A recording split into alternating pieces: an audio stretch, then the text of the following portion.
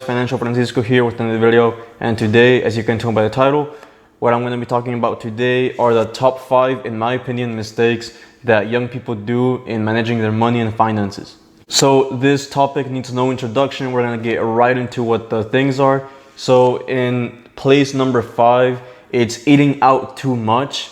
Now it's fun to go out to eat, go out with some friends or whatever every weekend or even every day, but you don't really notice how much you have to pay because that's not what you're thinking about, because you're out having fun, out with people. But you might not notice, but eventually these things add up. Even if it's just fast food, it's not that expensive, because a typical fast food combo is anywhere between $5 and $10, and it's just that one meal. For $5 and $10, you can buy a lot more of mass of food at a grocery store for you to cook yourself.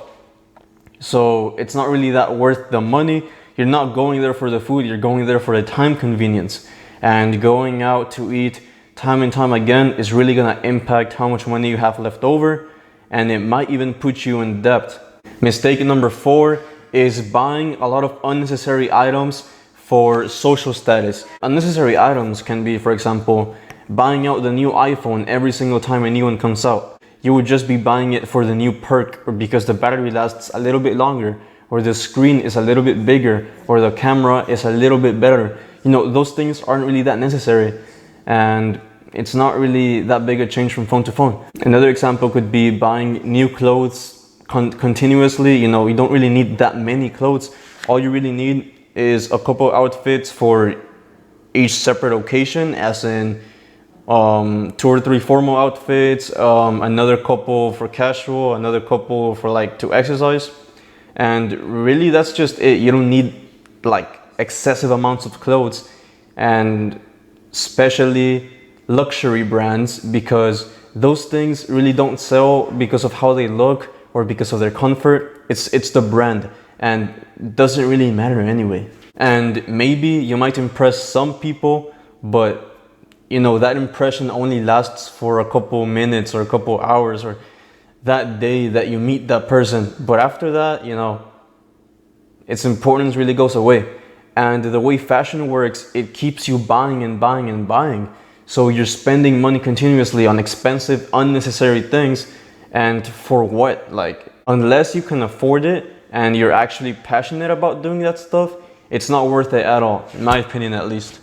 Now, mistake number 3, and this one is going to be more related to students. So high school students kind of apply, students in college definitely, and even graduate students as well. But this one is going to be not looking for scholarships and financial aid. Now, it can be overwhelming to find scholarships because there's just so many out there. It can be hard to start or to even find one that you're eligible for. But look, if you set some time apart, maybe an hour during the weekend or even 20 minutes every day, and you search for some, you will be sure to find at least 1 or 2 that you qualify for. And this one is very important because college is a very expensive investment, but if you're strategic and you're smart about going to college, it'll be well worth it. And what better way to make it even more worth it than getting scholarships and getting it paid for? Top mistake number 2 is thinking that money is just for spending. Now, this one is kind of self-explanatory, kind of in a way, and I've talked about it more in other videos, and I will in future videos again on the different subtopics that this one entails. But anyway, money's purpose isn't only to spend. You can do a lot more things with it. I'm currently reading the book Poor Dad versus Rich Dad, and it talks a lot about money, and the basics behind it is that you shouldn't just work for money, you should also put your money to work for you. And the basic idea of how that works is buying assets and owning things that create passive income. Now, passive income is contrasted to active income. Now, active income is what we're most familiar with, which is you actively working for money, so a salary or a wage. Now, passive income is when you own something, an asset, a business, whatever that may be, and that generates money by itself. So if you own property, real estate, you know, you're generating money passively. Or if you own a stock, for example, if the company is performing well, that stock is going to go up in price, so your asset is growing and indirectly making you richer. Now, top mistake number 1 is lending money to people that are not to be trusted. And that can include friends as well. When you're friends with someone, especially when you're young, it can be really easy to lend out money to them for whatever reason that may be. But you know, it's okay to lend out money to friends or family. I'm not saying it isn't, but if that friend has demonstrated continuously that they don't pay you back, or they forget, or they pay you back super late, you know, it's hard to say no, but you have to say no sometimes.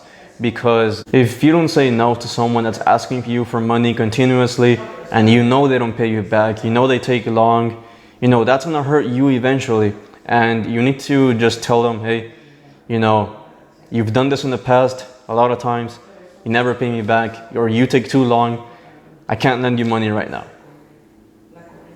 And that's gonna make you a more respectable person as well, because you're setting boundaries. So again, I'm not saying it's wrong to lend out money to friends, but if you're gonna do it, make sure that they're trustworthy and you know they're gonna pay you back. They have to be trustworthy friends, right? You're not gonna lend out money to someone that you know wouldn't pay you back, especially if it's a large amount of money. And that's gonna be the end of this video. Wait, I just remembered that I have one more on my list. So a bonus mistake is not subscribing to this channel. This channel is gonna teach you a lot of things. I'm learning as well on the way, so it's a win-win for everyone. So click that button down below to subscribe to my channel. That's gonna wrap it up for this video. Please don't forget to like, comment, subscribe like I said, and share this video with all your friends and family. Comment down below what I should talk about next. As always, thank you for watching once again. I'll see you next time, and check out this video and this video. Bye bye.